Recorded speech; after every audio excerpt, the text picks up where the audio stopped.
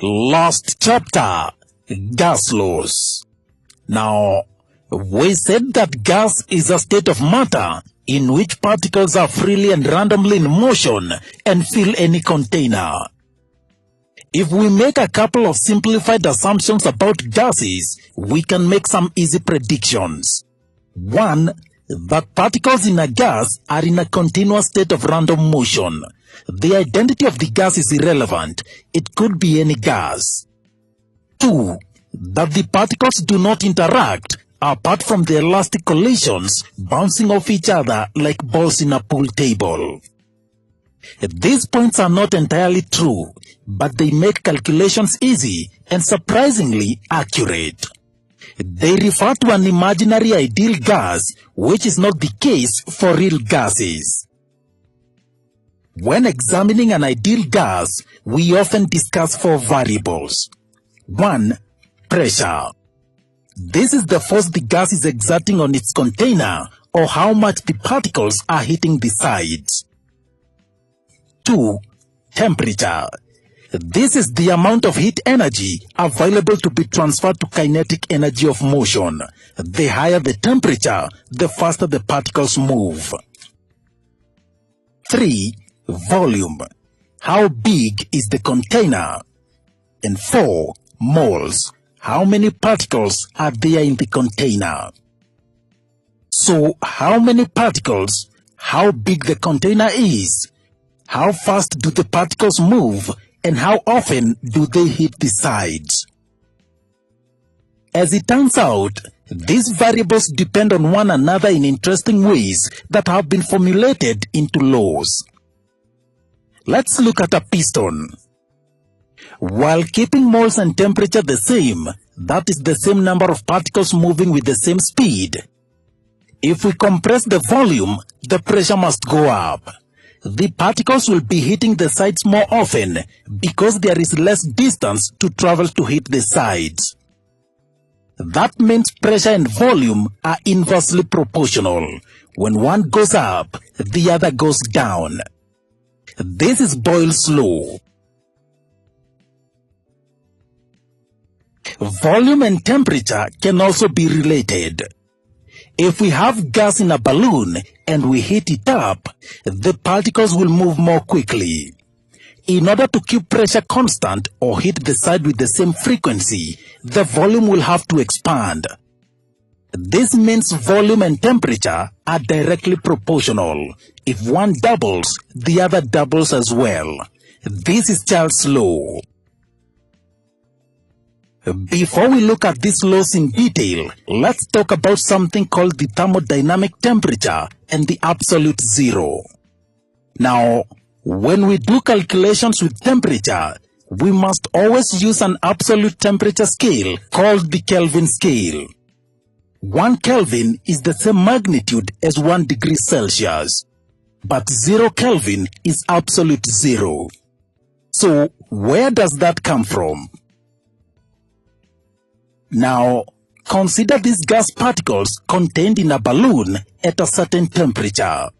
Because of the heat energy, the particles possess some kinetic energy and therefore move randomly inside the balloon. If we cool the balloon, the particles lose their kinetic energy gradually and slow down. The question is, at what temperature will the particles have zero kinetic energy and therefore non-mobile?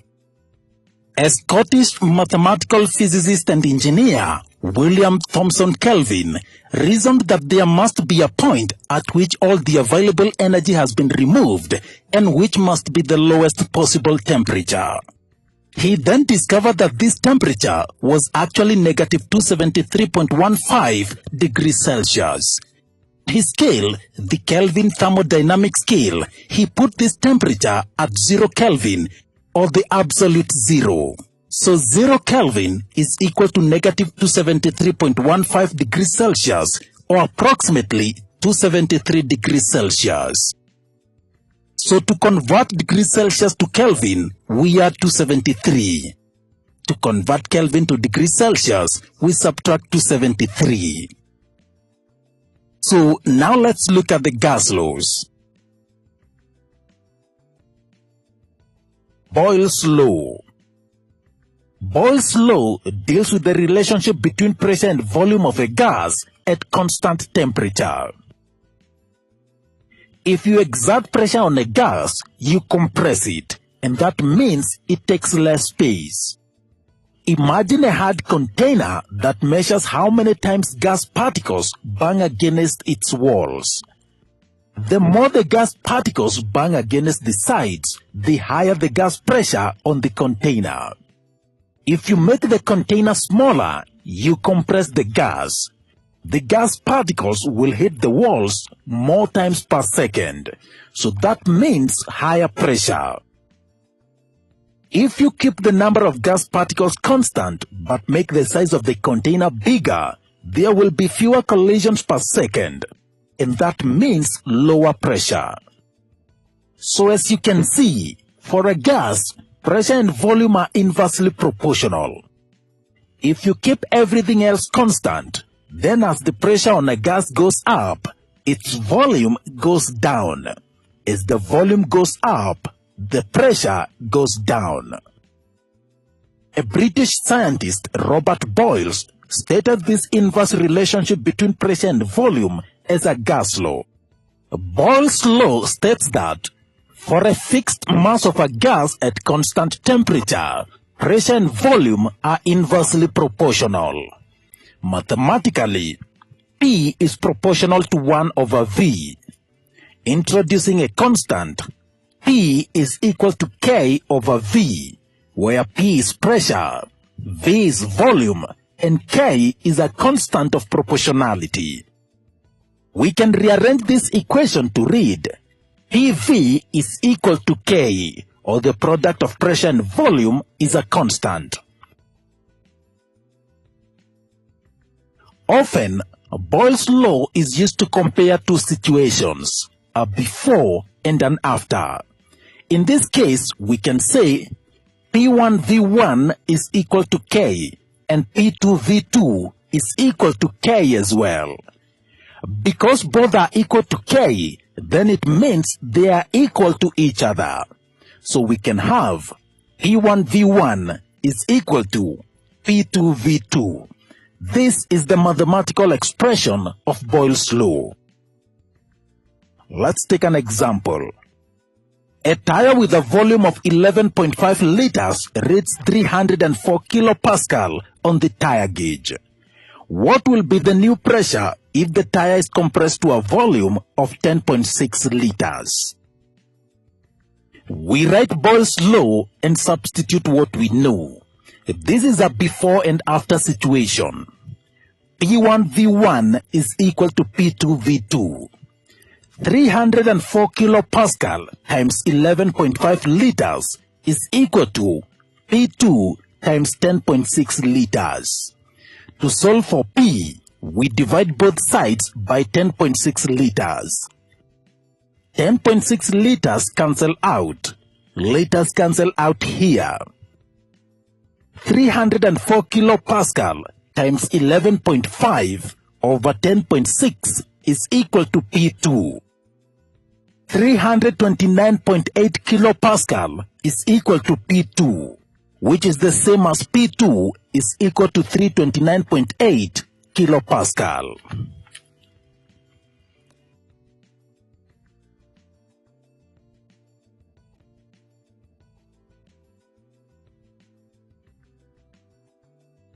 Another example. A syringe has a volume of 12 cubic centimeters and a pressure of 1.4 atmospheres. If the end is plugged so that no gas escapes and the plunger is pushed down, what must the final volume be to change the pressure to 3.6 atmospheres? P1V1 is equal to P2V2. 1.4 atmospheres times 12 cubic centimeters is equal to 3.6 atmospheres times V2. To get V2, we divide both sides by 3.6 atmospheres. 3.6 atmospheres cancel out, and atmospheres cancel out here. We remain with 1.4 times 12 cubic centimeters over 3.6 is equal to V2. That gives us 4.666 cubic centimeters is equal to V2, which also means V2 is equal to 4.666 cubic centimeters. Now, the values are given in two significant figures, so we give the same kind of an answer. V2 is equal to 4.7 cubic centimeters.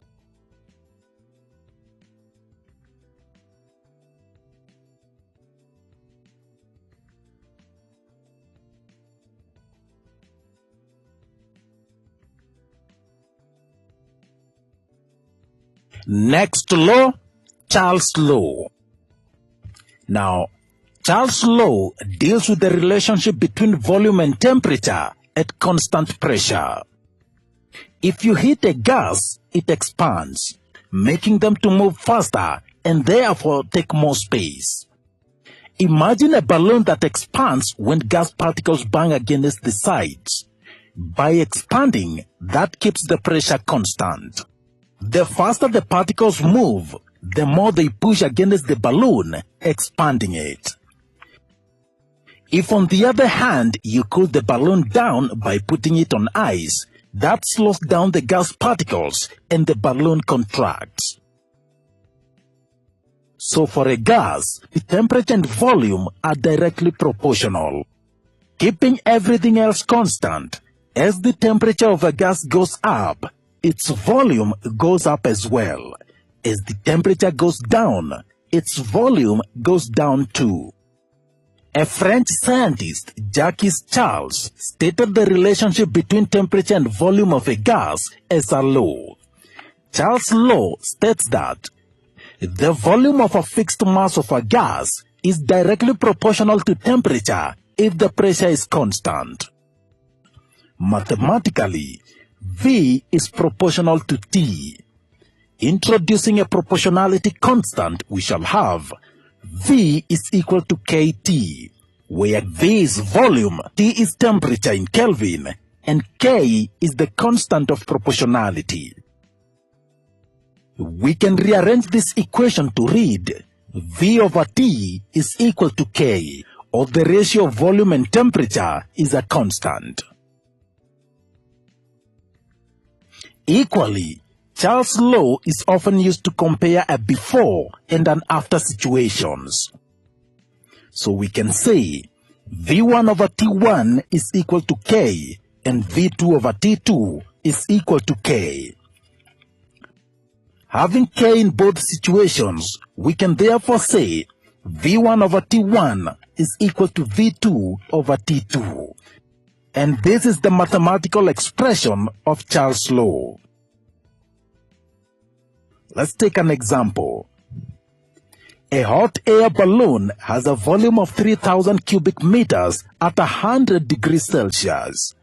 What will be the volume if the temperature cools to 80 degrees Celsius? First, we write the Charles' law.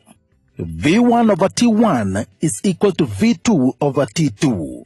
We substitute in what we know. Remember to convert temperature to Kelvin by adding 273. So T1 is equal to 373 Kelvin and T2 is equal to 353 Kelvin. 3,000 cubic meters over 373 Kelvin is equal to V2 over 353 Kelvin. Solve for V2. To remain with V2 on one side, we multiply each side by 353 Kelvin. 353 Kelvin cancels out here, and Kelvin cancels out here. So we shall have 353 times 3,000 cubic meters over 373 is equal to V2. V2 is equal to 2,839 cubic meters.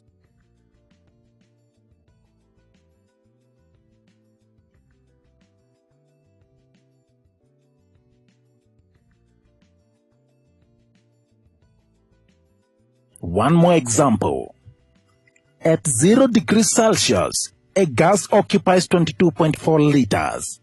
How hot must the gas be in Celsius to reach a volume of 25.0 liters. V1 over T1 is equal to V2 over T2. Convert the temperature to Kelvin. T1 is equal to 273 Kelvin. 22.4 liters over 273 Kelvin is equal to 25.0 liters over T2. Solve for T2. For us to solve for T2, we need to cross multiply here. T2 times 22.4 liters is equal to 273 Kelvin times 25.0 liters. To get T2, we divide both sides by 22.4 liters.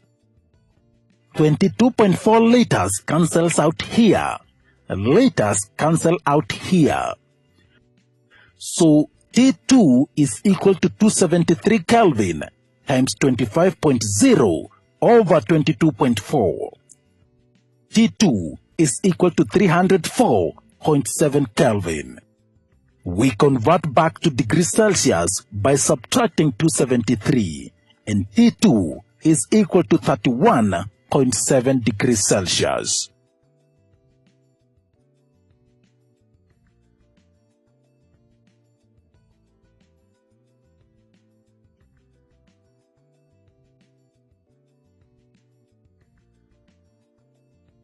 Next, Gay-Lussac's law, or the pressure law. Now, if you heat up a gas, the gas particles move faster. If the gas is in a solid container with fixed volume, this means that the faster the gas particles move, the more times per second they collide with the sides of the container. That registers as increased pressure. The converse is also true. If you cool the gas container down, that means the particles are moving more slowly, so there will be fewer collisions with the container walls per second, which means lower pressure. Gay-Lussac formulated a law describing the relationship between temperature and pressure at constant volume. The pressure of a fixed mass of a gas is directly proportional to temperature at constant volume. P is proportional to T. Mathematically, P is equal to KT, where P is pressure, T is temperature in Kelvin, and K is a proportionality constant. Rearranging that, P over T is equal to K, or the ratio of pressure to temperature is a constant. Again, this law is often used to compare two situations, a before and an after. So we can say P1 over T1 is equal to K, and P2 over T2 is equal to K as well. This means that P1 over T1 is equal to P2 over T2. This is the expression of the Gay-Lussac's law, or the pressure law. Let's take an example. A cylinder of nitrogen has a pressure of 2000 atmospheres at 20 degrees Celsius. What will be the pressure if the temperature rose to 25 degrees Celsius? The pressure law, P1 over T1 is equal to P2 over T2.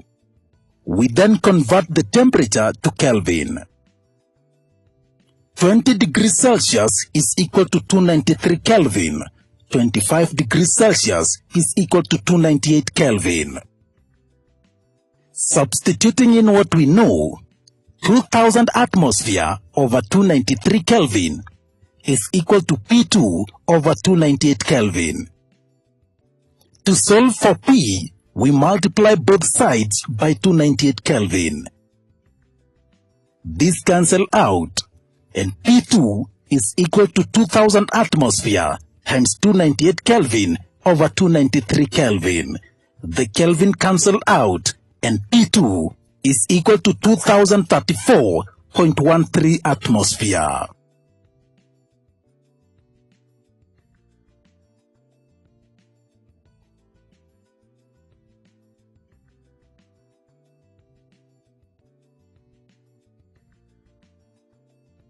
And finally, the combined gas law.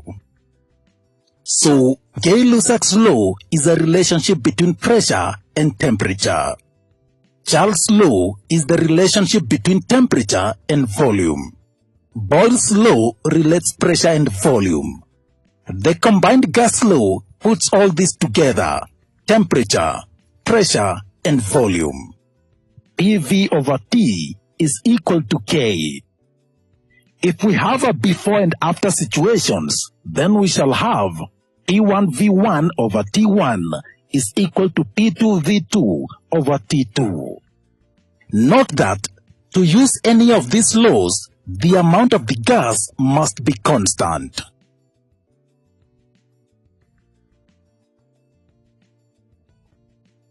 Let's take an example.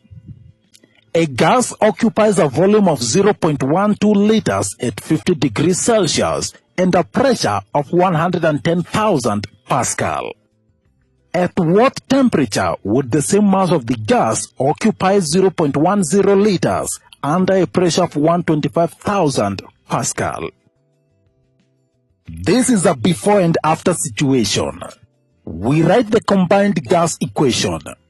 P1V1 over T1 is equal to P2V2 over T2. Then we substitute in what we know and remember to convert temperature into Kelvin. 50 degrees Celsius is equal to 323 Kelvin. 110,000 Pascal times 0.12 liters over 323 Kelvin is equal to 125,000 Pascal times 0.10 liters over T2. Solve for T2. We do cross multiplication. T2 times 110,000 Pascal times 0.12 liters is equal to 323 Kelvin times 125,000 Pascal times 0.10 liters. To get T2, we divide both sides by 110,000 Pascal times 0.12 liters. All these cancel out, and the units cancel out as well here. So T2 is equal to 305.9 Kelvin. We give our answer in degrees Celsius, so we subtract 273, and that leaves us with 32.9 degrees Celsius.